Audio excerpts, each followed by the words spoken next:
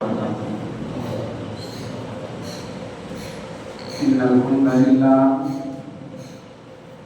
الحمد لله نحمده ونستعينه ونستغفره ونؤمن به ونتوكل عليه ونعوذ بالله من شرور أنفسنا ومن سيئات أعمالنا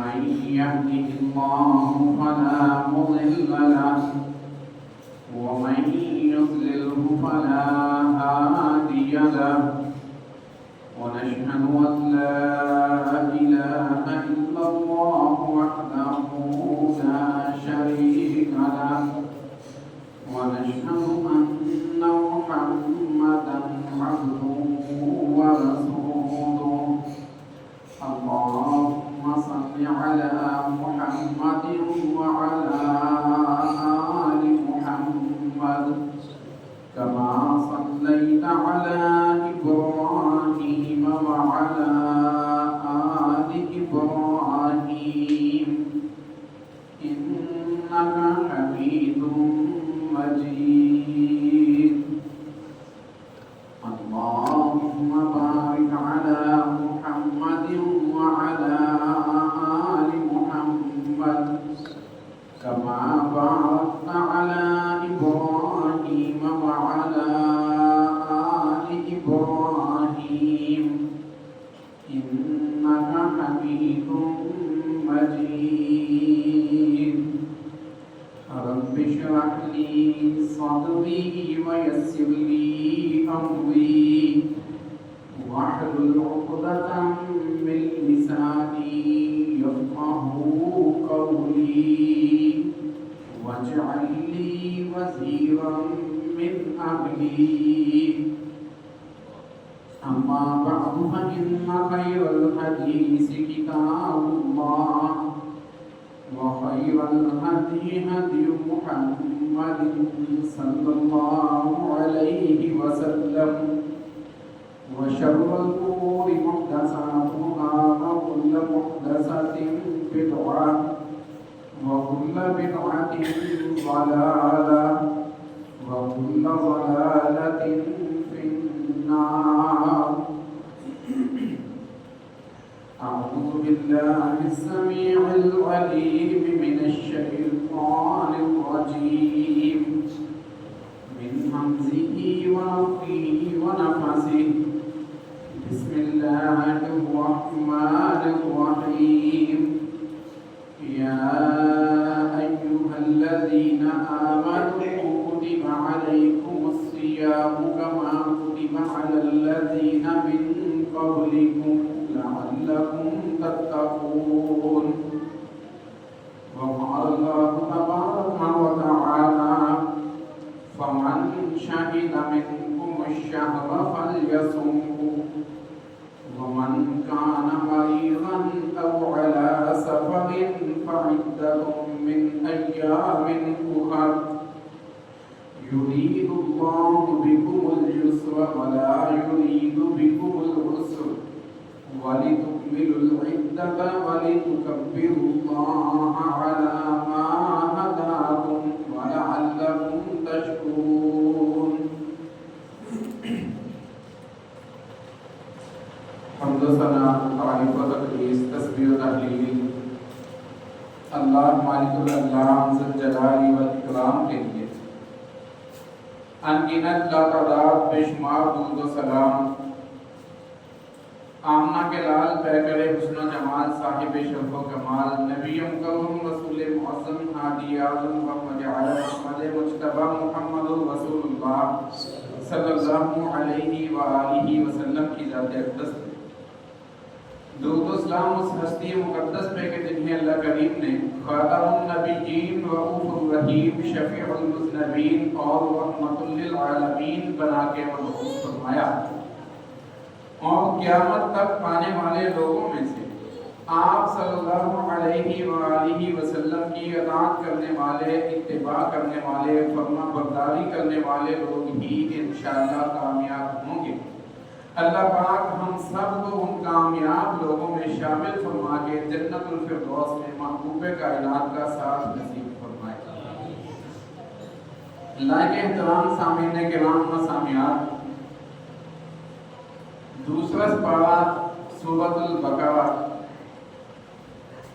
اور دوسرے پارے کا یہ 7واں رکوع جو ہے رمضان المبارک کے حوالے سے اللہ تعالیٰ نے اس میں کافی سارے احکامات بیان فرمائے۔ روزے کی فرضیت کا تذکرہ، رمضان المبارک کے روزے کے اہمیت اور مقاصد کو واضح کرنے کے ساتھ ساتھ روزے اور رمضان کے حوالے سے انسان کے ایمانی فوائد اور اللہ تعالیٰ کی فرما برداری کے معاملات کی اصلاح کے حوالے سے اللہ تعالیٰ نے کئی چیزیں بیان فرمائی ہیں۔ فرضیت کی سب سے پہلی بات تو یا ایھا الذین آمنوا کتب علیکم الصیام کما کتب علی الذین من قبلکم لعلکم تتقون، فرمایا ایمان والو تم پر روزے فرض کیے گئے پہلے لوگوں پہ بھی فرض ہوا کرتے تھے، کما کتب علی الذین من قبلکم لعلکم تتقون، تاکہ تم تقوی اختیار کر لو۔ اور مزید اللہ تعالیٰ نے فرمایا فمن شہد منکم الشہر فلیصمہ، تم میں سے جس کی زندگی میں بھی رمضان کا مہینہ آ جائے وہ روزے ضرور رکھے۔ پہلے یہ رخصت ہوا کرتی تھی کہ اگر کوئی روزہ رکھنا چاہتا ہے رکھ لے، کوئی نہیں روزہ رکھنا چاہتا تو اس کا فدیہ دے دے، اس کا تذکرہ بھی یہیں پہ موجود ہے۔ لیکن بعد میں یہ اللہ تعالیٰ نے حکم دیا کہ جس کی زندگی میں بھی رمضان کا مہینہ آ جائے وہ روزے ضرور رکھے۔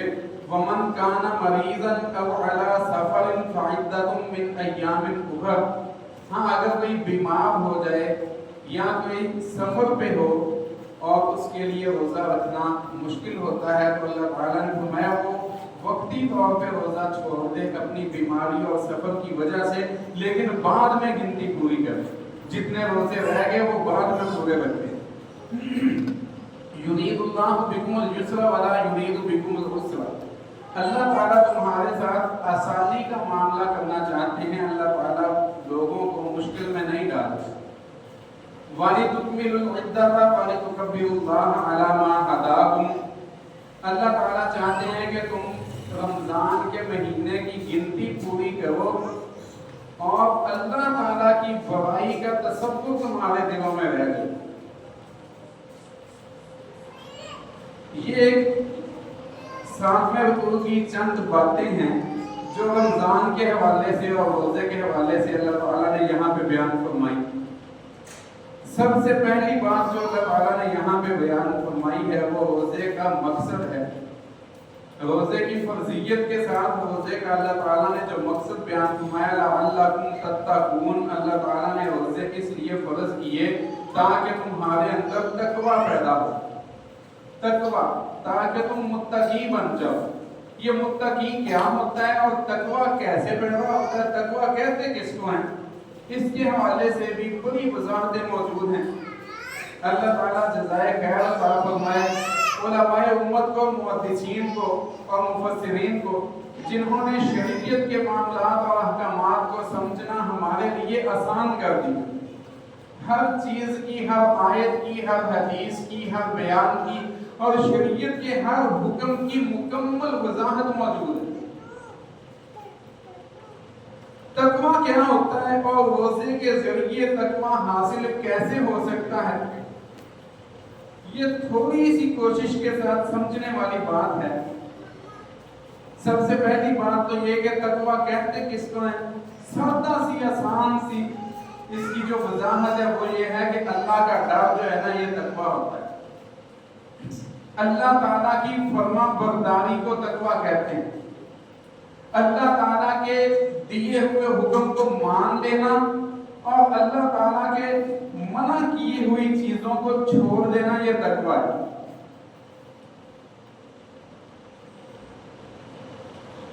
حفظ النفس عما یوسم وذالک بترک المحظور،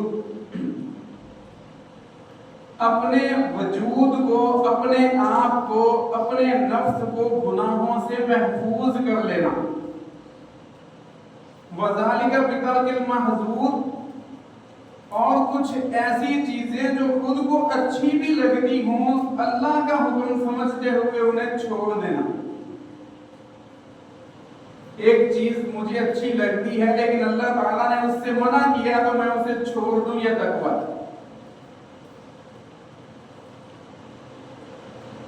امام راغب رحمہ اللہ نے اس کی تعریف یہ بیان فرمائی، امتثال امرہ و نہیہ ومعناه الوقایۃ من سخطہ وعذابہ سبحانہ وتعالی، اللہ تعالیٰ کے دیے ہوئے حکم کو مان لینا، اللہ تعالیٰ کے منع کیے ہوئے کام کو چھوڑ دینا، اس نیت کے ساتھ الوقایۃ من سخطہ وعذابہ سبحانہ وتعالی کہ میں اللہ تعالیٰ کی ناراضگی اور اللہ کے عذاب سے اپنے آپ کو بچاؤں، یہ تقویٰ ہے۔ اور علامہ جرجانی رحمہ اللہ نے اس کی وضاحت یوں کی، الاحتراز بطاعت اللہ تعالی عما تستحق، اللہ تعالیٰ کی اطاعت کرتے ہوئے، اللہ تعالیٰ کی فرما برداری کرتے ہوئے سارے حرام کاموں کو چھوڑ دینا تقویٰ ہے۔ رسول اللہ صلی اللہ علیہ وسلم نے ایک بار صحابہ کرام کو تقویٰ کی وضاحت بیان فرمائی۔ جتنی بھی باقی وضاحتیں ہیں، یہ جو بھی میں نے چند ایک آپ کو بتائی ہیں، حالانکہ یہ بھی سمجھ آنے والی باتیں ہیں، لیکن جو رسول اللہ صلی اللہ علیہ وسلم کے الفاظ ہیں وہ تو کیا ہی کمال ہیں۔ فرمایا التقویٰ ہاہنا ویشیر الی صدرہ ثلاث مرار، رسول اللہ صلی اللہ علیہ وسلم نے صحابی بیان فرماتے ہیں کہ اپنے سینے کی طرف 3 مرتبہ اشارہ کیا، یشیر الی صدرہ ثلاث مرات، 3 مرتبہ اپنے سینے کی طرف اشارہ کیا اور فرمایا التقویٰ ہاہنا، التقویٰ ہاہنا، التقویٰ ہاہنا، فرمایا تقویٰ یہاں ہوتا ہے، تقویٰ دل میں ہوتا ہے، تقویٰ دل سے اللہ تعالیٰ کی فرما برداری کے جذبے کو کہتے ہیں۔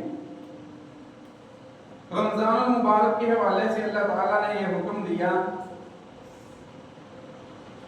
کہ روزے رکھو، فمن شہد منکم الشہر فلیصمہ، جس کی زندگی میں بھی آ جائیں وہ روزے رکھے، اور اس کا مقصد بیان فرمایا لعلکم تتقون، تاکہ تمہارے اندر تقویٰ پیدا ہو۔ جب دوسری عبادات کے ساتھ تقویٰ کے احکامات کا ہم موازنہ کریں تو ایک بڑی ہی بہترین اور ایک بڑی ہی باکمال قسم کی عجیب تمثیل اللہ تعالیٰ نے یہاں پہ بیان کی ہے۔ تقویٰ کا تذکرہ پہلے پارے کے پہلے صفحے سے شروع ہوتا ہے اور قرآن پاک میں بے شمار جگہوں پہ ہے۔ اللہ تعالیٰ نے قرآن پاک کے کتاب ہدایت ہونے کا تذکرہ کیا۔ سب سے پہلا صفحہ سورۃ الفاتحہ کے بعد سورۃ البقرہ شروع ہوئی۔ بسم اللہ الرحمن الرحیم، الف لام میم، ذالک الکتاب لا ریب فیہ ھدی للمتقین۔ یہ کتاب، یہ قرآن پاک لا ریب بے عیب کتاب ہے، یہ قیامت تک کے لوگوں کے لیے ہدایت اور رہنمائی ہے۔ پہلی شریعتوں اور پہلی آسمانی الہامی کتابوں کی طرح اس کتاب میں کوئی تبدیلی ممکن نہیں۔ یہ ساری انسانیت کے لیے واحد ہدایت ایسی کتاب ہے جس میں کسی قسم کا شک و شبہ نہیں۔ ھدی للمتقین، لیکن یہ ہدایت ہے متقین کے لیے۔ اس سے ہدایت و رہنمائی وہ حاصل کر سکتے ہیں جن کے پاس تقویٰ موجود ہو، جن کے دل میں اللہ کا خوف موجود ہو، اللہ کا ڈر موجود ہو۔ قرآن پاک سے ہدایت حاصل کرنے کی شرط کیا ہوئی کہ تقویٰ ہونا چاہیے، اللہ کا خوف اور اللہ کا ڈر ہونا چاہیے، تب تب انسان قرآن پاک سے رہنمائی اور ہدایت حاصل کر سکتا ہے۔ اللہ تعالیٰ نے حج کا تذکرہ کیا، فرمایا اگر کوئی حج کے لیے جانا چاہے، کسی کی استطاعت ہے، کسی کی گنجائش اور وسعت ہے، تو وہ حج کے لیے جائے، بیت اللہ کا حج کرے۔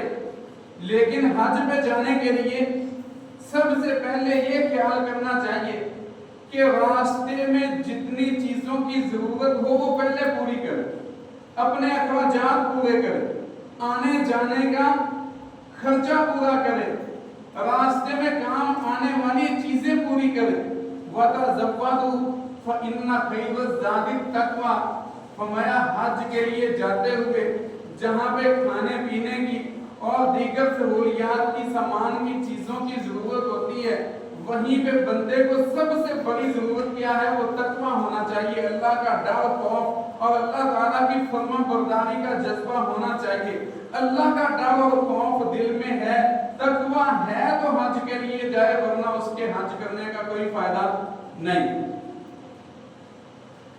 قربانی کا ذکر ہوا، لَن يَنَالَ اللَّهَ لُحُومُهَا وَلَا دِمَاؤُهَا وَلَٰكِن يَنَالُهُ التَّقْوَىٰ مِنكُمْ، اللہ تعالیٰ نے فرمایا قربانی کا گوشت، قربانی کا خون، قربانی کے جانور کے سارے اعضاء یہیں پہ دنیا میں رہ جاتے ہیں، اللہ تعالیٰ کے پاس اس جانور میں سے کچھ نہیں پہنچتا۔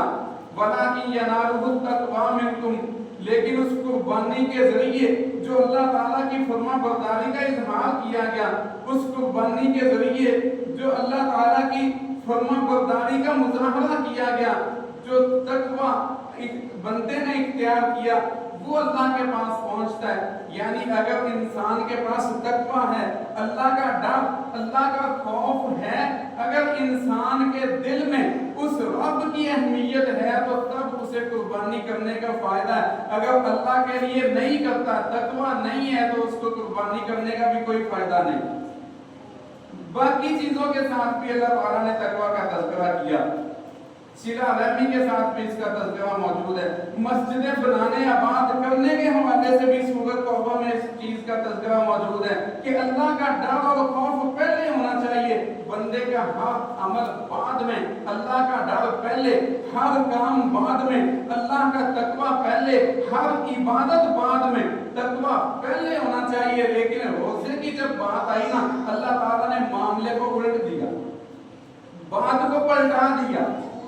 اللہ تعالیٰ نے فرمایا روزے کا مہینہ آ گیا، اب ایک بندے کے دل میں اللہ کا ڈر نہیں ہے، اب ایک بندے کے دل میں رب کا خوف نہیں ہے، ایک بندے کے دل میں فرما برداری کا جذبہ نہیں ہے، بے عملی میں زندگی بسر ہو رہی ہے، نافرمانیوں میں، گناہوں میں زندگی بسر ہو رہی ہے۔ جیسے کہا تھا نا، پہلے اللہ کا ڈر ہو تو قرآن ہدایت دے گا، پہلے اللہ کا ڈر ہو تو حج قبول ہوگا، پہلے اللہ کا ڈر، اللہ کی فرما برداری ہو تو قربانی قبول ہوگی۔ اللہ تعالیٰ میں رمضان کا مہینہ آیا، انسان کے دل میں اللہ کا ڈر، خوف، تقویٰ نہیں ہے، روزہ رکھ لے، روزہ رکھ لے گا، اللہ کا ڈر خود بخود آئے گا۔ روزہ رکھ لو گے، اللہ تعالیٰ کی فرما برداری خود بخود آئے گی۔ روزہ رکھ لو گے، تقویٰ خود بخود پیدا ہوگا۔ ذرا بات کو ایک تھوڑے سے غور اور فکر کے ساتھ سمجھیے۔ باقی عبادتوں میں فرمایا تقویٰ ہوگا تو عبادت کا فائدہ، روزے کے حوالے سے فرمایا تقویٰ نہیں ہے، کوئی مسئلہ نہیں، روزہ رکھو، تقویٰ خود آئے گی، روزہ رکھو، فرما برداری خود آئے گی، روزہ رکھو، اللہ کا ڈر اور اللہ کا خوف خود دل میں پیدا ہوگا، وہ ہوتا بھی ہے۔ کیسے ہوتا ہے؟ اس کی ایک سادہ سی مثال دے کے بات کو آگے لے جاتا ہوں۔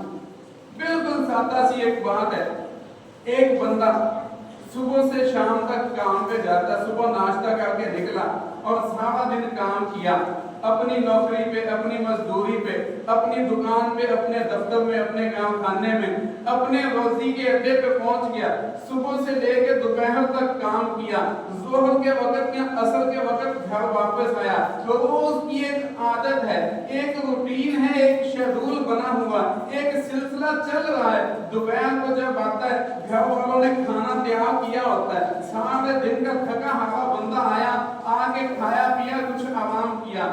گرمی کا موسم ہو تو ٹھنڈے پانی کا انتظام گھر والوں نے پہلے سے کر کے رکھا ہوتا ہے، فریج میں برف اور پانی پہلے سے موجود ہوتا ہے۔ سردی کا موسم ہو، چائے پانی کا انتظام پہلے سے بندے نے کیا ہوتا ہے۔ سارے دن کے تھکے ہارے نے آنا ہے، اور دوپہر کے وقت جسم کی طلب ہوتی ہے اور پیٹ کی اور معدے کی خواہش ہوتی ہے کہ کچھ حاصل ہو سکون کے لیے۔ بندہ آتا ہے، کھانا پینا کھاتا پیتا ہے اور سکون کرتا ہے۔ یہی بندہ روز کی روٹین کے مطابق آج رمضان کا مہینہ شروع ہو گیا، آج روزہ رکھ کے کام پہ چلا گیا، کام سے واپس آیا، وہ اپنی روٹین کے مطابق تھکا ہوا تو ہے، کام تو سارا دن ویسے ہی کیا نا، اپنے دفتر میں نوکری تو کی ہے نا، اپنی دکان پہ دکانداری تو کی ہے نا، اپنی روزی والی جگہ پہ کام تو کیا ہے نا، اپنا نظام تو کاروبار کا چلایا، سارا دن ویسے کا ویسے کام کاج کر کے آیا، اور دوپہر کے وقت، ظہر کے وقت اپنے کام سے نکلا، عصر کے وقت گھر پہنچا۔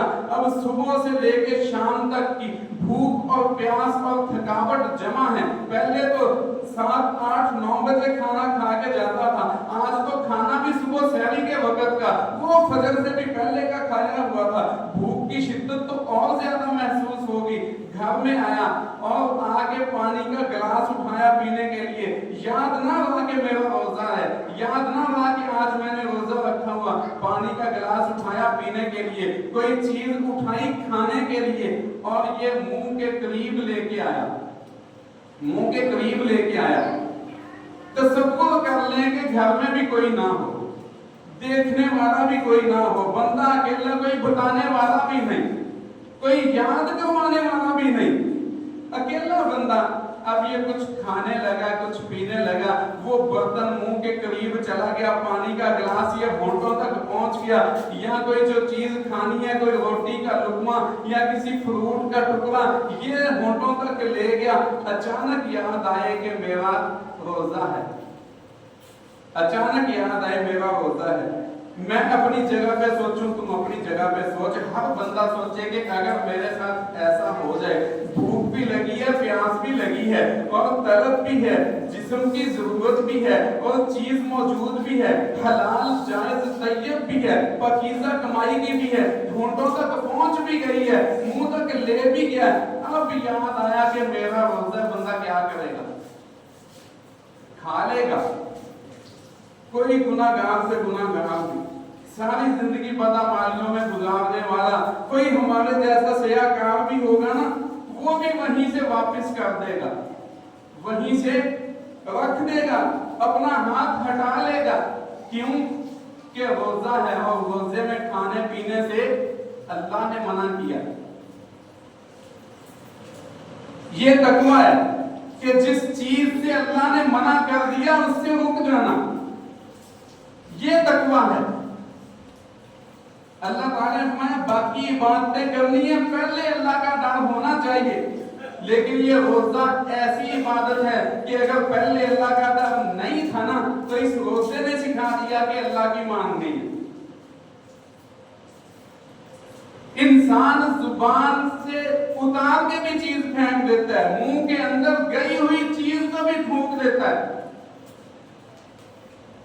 جب یاد آ جائے کہ میرا روزہ ہے، اکیلا بندہ گھر میں ہو، کوئی دیکھنے والا نہیں، کوئی بتانے والا نہیں، بس اتنا یاد آ جائے کہ میرا روزہ ہے، اور یہ وہی بندہ جب کسی کے ساتھ بے ایمانی کرنے لگتا ہے، ذہن میں آتا ہے کہ یار یہ غلط ہے، یہ مجھے نہیں کرنا چاہیے، تو بندہ کیا سوچتا ہے؟ چل خیر۔ جھوٹ بولنے لگے، دل میں خیال آتا ہے کہ جھوٹ بولنا اچھی بات نہیں ہے، بندہ سوچتا چل خیر، بعد میں دیکھی جائے گی، ابھی کون سا اسے پتہ چلنا ہے۔ کسی کا حق مانگنے لگتا ہے، ذہن میں آ جاتا ہے کہ یہ میں غلط کر رہا ہوں، بندہ سوچتا چل خیر ہے۔ کسی پہ ظلم کرتے ہوئے دل میں خیال آتا ہے کہ میرا یہ عمل غلط ہے، بندہ پھر سوچ لیتا ہے چل خیر ہے۔ بے ایمانی کرتے ہوئے، چوری کرتے ہوئے، گناہ زنا کرتے ہوئے، کسی کی غیبت کرتے ہوئے، ہزاروں معاملات ایسے ہیں زندگی میں۔ اگر آج میں اپنے گریبان میں جھانکوں، اگر آج تو اپنی زندگی میں نظر دوڑائے، آج ہر انسان اپنی زندگی کے گزرے ہوئے ایام کو دیکھے، کتنے گناہ ہیں جو بندہ کرتا چلا جاتا ہے، پتہ بھی ہوتا ہے غلط ہے، بندہ پھر بھی کیا گزرتا ہے کہ چل خیر ہے۔ لیکن وہی بندہ رمضان کا مہینہ آ گیا، پانی کا ایک گھونٹ حلق سے نہیں اتارتا یہ کہہ کے کہ چل خیر ہے۔ یہ روزے نے بندے کو سکھایا کہ کبھی کبھی اپنے دل کی بجائے اللہ کی بھی مان لینی چاہیے۔ یہ روزہ سکھاتا ہے کہ تقویٰ کیا ہے۔ یہ روزے سے بندے کو پتہ چلتا ہے کہ اللہ تعالیٰ کی فرما برداری کیا ہے۔ یہ روزے سے بندے کو پتہ چلتا ہے کہ جو رسول اللہ صلی اللہ علیہ وسلم نے فرمایا تھا نا، سینے کی طرف اشارہ کر کے تقویٰ ہاں ہونا، التقویٰ ہاں ہونا، یہ اس کی پریکٹس کیسے ہوتی ہے، یہ روزہ بندے کو سکھاتا ہے۔ باقی باتیں کرنی ہے، تقویٰ پہلے ہو، اللہ کا ڈر پہلے ہو۔ روزہ رکھنا، روزہ رکھ لو تو اللہ کا ڈر خود بخود آئے گا۔ کما کتب علی الذین من قبلکم لعلکم تتقون۔ روزے کا مقصد بیان کرتے ہوئے اللہ تعالیٰ نے بتایا، یرید اللہ بکم اليسر ولا یرید بکم العسر وَلِتُكْمِلُوا الْعِدَّةَ وَلِتُكَبِّرُوا اللَّهَ عَلَى مَا هَدَاكُمْ۔ اللہ تعالیٰ تمہارے ساتھ آسانیاں کرنا چاہتے ہیں، اللہ تعالیٰ تمہارے لیے تنگیاں نہیں کرنا چاہتے۔ یہ مسلمانوں کے رمضان کے مہینے میں، مسلمانوں کے روزے میں تو اللہ تعالیٰ نے اتنی رخصتیں دی ہیں جتنی پہلے کبھی بھی کسی کو نہیں ملی۔ آج ہمارا روزوں کا مہینہ گزر رہا ہے نا، ہم روزے رکھتے ہیں، عیسائیوں کے بھی روزے چل رہے ہیں آج کل۔ ان کا روزہ پتہ کیا ہوتا ہے؟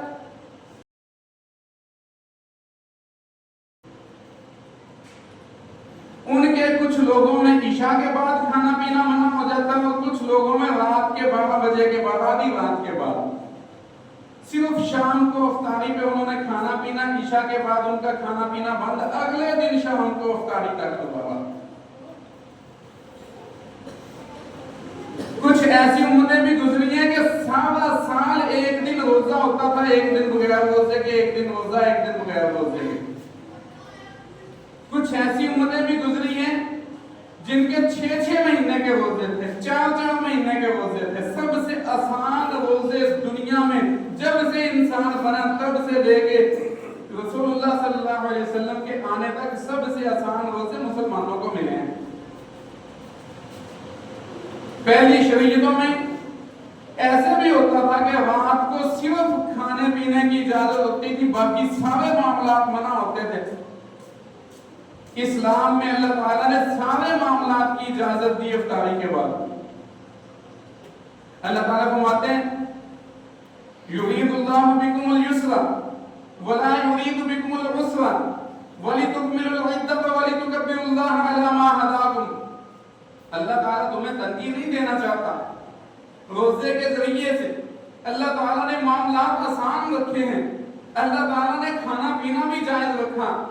رات کے لمحات میں اللہ تعالیٰ نے ازدواجی تعلقات کو بھی جائز کیا، چند گھنٹوں کی، یہ دن کے وقت کی پابندی ہے، اس میں بھی اللہ تعالیٰ تمہارے ساتھ آسانی کرتا ہے، کوئی تنگی والا معاملہ نہیں۔ اللہ یہ چاہتا ہے گنتی پوری ہو، یرید اللہ بکم اليسر ولا یرید بکم العسر وَلِتُكْمِلُوا الْعِدَّةَ۔ اگر کوئی بیمار ہو وہ روزہ نہ رکھے، اگر تم کسی سفر پہ ہو تم روزہ نہ رکھو، اللہ تعالیٰ فرماتے ہیں ہر صورت میں رکھنے کا پابند پھر بھی نہیں کیا، روزے فرض کر دیے، ہر صورت میں پابند پھر بھی نہیں کیا، جہاں پہ انسان کے وجود کو ضرورت ہوئی اللہ تعالیٰ نے وہاں پہ رخصت بھی دی، لیکن یہ روزے فرض کیے۔ وَلِتُكَبِّرُوا اللَّهَ عَلَىٰ مَا هَدَاكُمْ، انسان کو احساس دلانے کے لیے کہ انسان کے دل میں یہ خیال اور یہ احساس پیدا ہو کہ میری برائیاں نہیں ہیں بلکہ مجھ سے بھی بڑا وہ میرا اللہ ہے جس کی میں نے ماننی ہے۔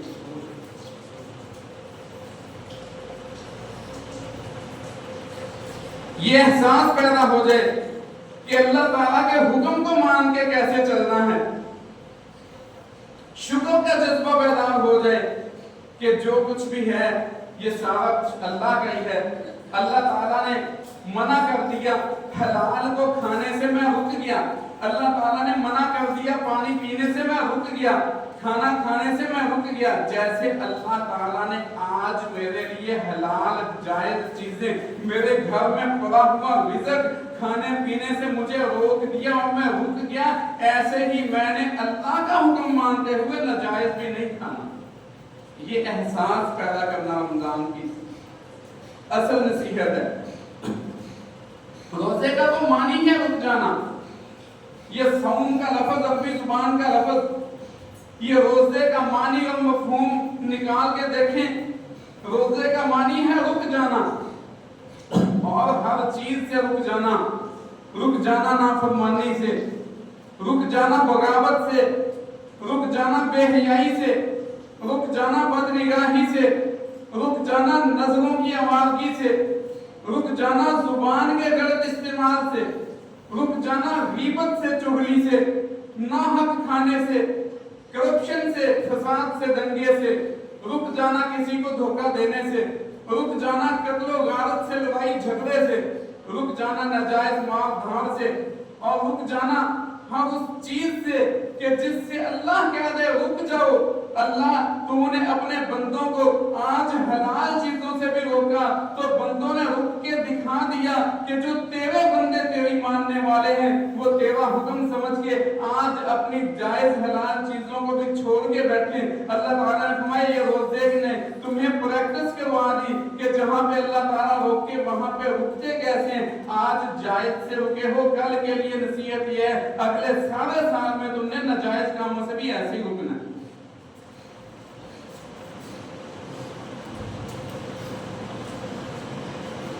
اللہ تعالیٰ کو تنگی دینا ہی نہیں چاہتا۔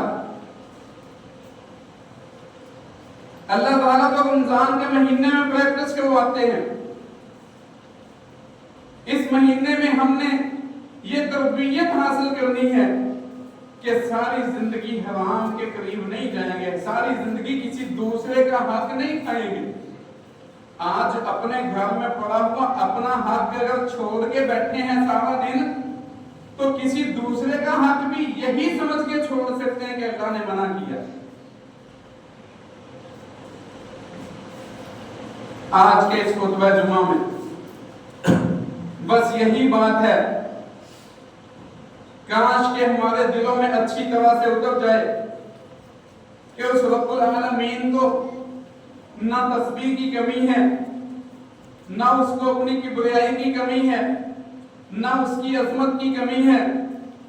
آسمانوں میں 4 انگلیوں کے برابر بھی کوئی ایسی جگہ نہیں ہے جہاں پہ اللہ کے فرشتوں نے اللہ کو سجدہ نہ کیا ہو۔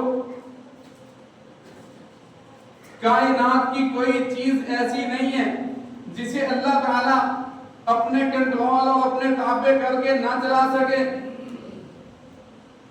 کائنات کی ہر چیز اللہ کی تسبیح بیان کرتی ہے۔ قرآن پاک بتاتا ہے سبح للہ ما فی السماوات و ما فی الارض، یسبح للہ ما فی السماوات و ما فی الارض وَإِن مِّن شَيْءٍ إِلَّا يُسَبِّحُونَ بِحَمْدِهِ وَلَٰكِن لَّا تَفْقَهُونَ تَسْبِيحَهُمْ۔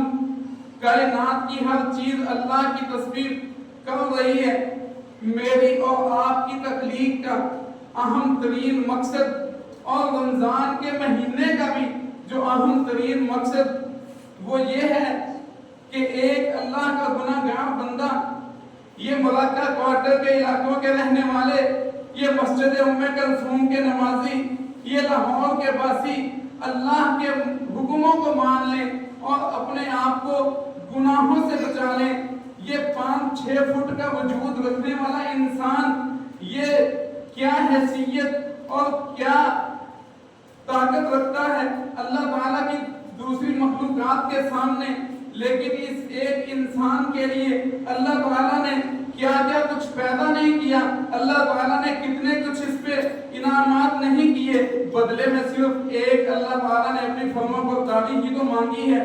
فرمایا یہ رمضان کا مہینہ پریکٹس کروا جاتا ہے کہ یہ انسان، یہ اپنے نفس کی خواہشات کا مارا ہوا انسان، یہ مجبوریوں میں جکڑا ہوا انسان، یہ اپنے گھر بار کے اور کاروبار کے معاملات میں الجھا ہوا انسان، یہ طرح طرح کی مجبوریوں کا جکڑا ہوا اپنے معاملات کو سنبھالنے میں اور گناہوں میں اتر جانے والا انسان رمضان کے مہینے میں اللہ تعالیٰ کی فرما برداری کا ایسا مظاہرہ کر کے دکھاتا ہے کہ اللہ تعالیٰ اپنے فرشتوں کے سامنے فخریہ انداز میں یہ بات کرتے ہیں، الصوم لی وانا اجزی بہ۔ فرمایا یہ تو عبادت بھی ایسی ہے جس کا بندے کے خود کے علاوہ کوئی گواہ بھی نہیں ہوتا۔ بندہ نماز پڑھے گا، کوئی نہ کوئی دیکھنے والا تو ہوگا کہ اس نے نماز پڑھی ہے، بندہ قربانی کرے گا، کوئی نہ کوئی دیکھنے والا تو ہوگا اس نے قربانی کی ہے، بندہ حج عمرے پہ جائے گا، کوئی نہ کوئی گواہ تو ہوگا اس نے حج کیا، عمرہ کیا، بندہ تلاوت قرآن کرے، کوئی سننے والا دیکھنے والا تو کہہ سکتا ہے بندے نے تلاوت کی ہے۔ روزہ تو ایک ایسی عبادت ہے جس کا بندے اور رب کا ڈائریکٹ تعلق ہوتا، تیسرے کسی کو معلوم ہی نہیں ہوتا۔ یہ اللہ تعالیٰ کی فرما برداری کی انتہا سکھانے والی عبادت ہے، یہ تقویٰ کی پوری پریکٹس کروانے والی عبادت ہے۔ کسی تیسرے کو پتہ نہیں ہوتا، کوئی کمرے میں جا کے چپکے سے پانی کا گھونٹ پی لے، مجھے کیا پتا تجھے کیا پتا، لیکن صرف رکھنے والے کو پتا ہے کہ میرا روزہ ہے، یا اس رب کو پتا ہے کہ اس کا روزہ ہے۔ اس لیے اللہ تعالیٰ نے فرمایا الصوم لی وانا اجزی بہ، باقی عبادات کے اللہ تعالیٰ لکھوا دیتے ہیں فرشتوں کو کہ اس کے اجر کتنے کتنے ہیں، اس کے درجات کتنے کتنے ہیں۔ روزے کی باری آتی ہے، اللہ تعالیٰ فرماتے ہیں صرف یہ لکھ دے کہ بندے کا روزہ تھا، میں جانوں یا بندہ جانے، میں اسے خود ہی خوش کر دوں گا۔ اور وہ جو رب کی عطا ہے اس کا تو کوئی مقابلہ بھی نہیں کر سکتا نا۔ کوئی علاقے کا وڈیرا ہو، کوئی مالدار آدمی ہو، کسی کے پاس بہت زیادہ اللہ تعالیٰ کی دی ہوئی وسعت ہو اور وہ کسی مانگنے والے کو تھوڑا سا دے، دینے والے کو خود کو بھی شرم محسوس ہوتی ہے، خود کو بھی شرم محسوس ہوتی ہے۔ وہ حاتم طائی کا ایک واقعہ بڑا مشہور ہے کہ کسی نے آگے چند روپے مانگے، اس نے ہزاروں اشرفیاں دے دی۔ دیکھنے والے نے کہا یہ کیا بات ہوئی، اس نے تو چند 100 مانگے تھے، تھوڑا سا مانگا تھا، آپ نے اتنا زیادہ کیوں دے دیا؟ وہ کہتے مانگنے والے نے تو اپنے حساب سے مانگا، لیکن میں اتنا مالدار ہو کے اسے 200-400 دے دوں، مجھے دیتے ہوئے شرم آتی۔ اور جیسے کہتے ہیں نا پنجاب میں، کہتے ہیں میرے منہ تے نہیں سی پہنتی۔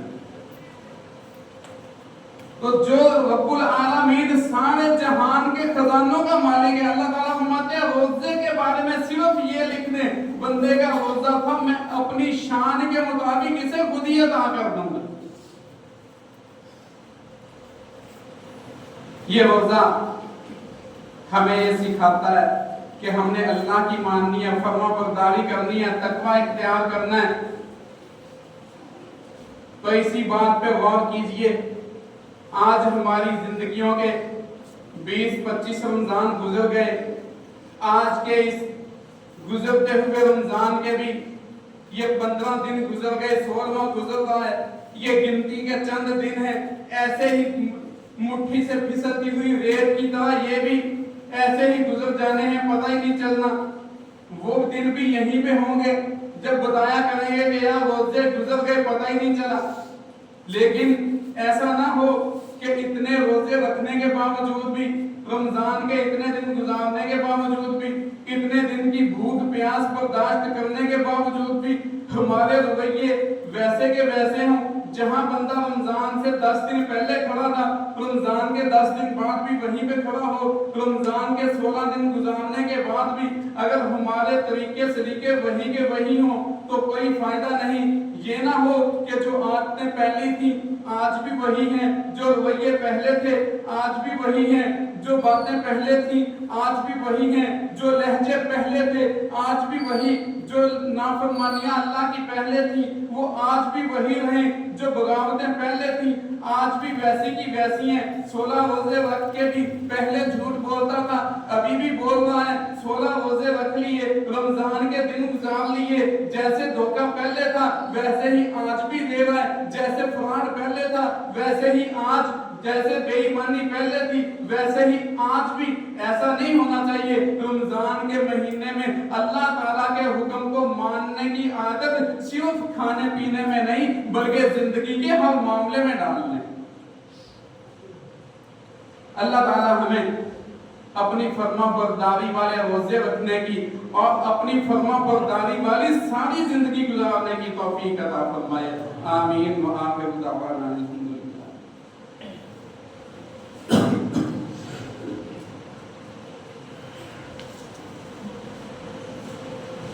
ان الحمد للہ نحمده ونستعینه ونستغفره ونؤمن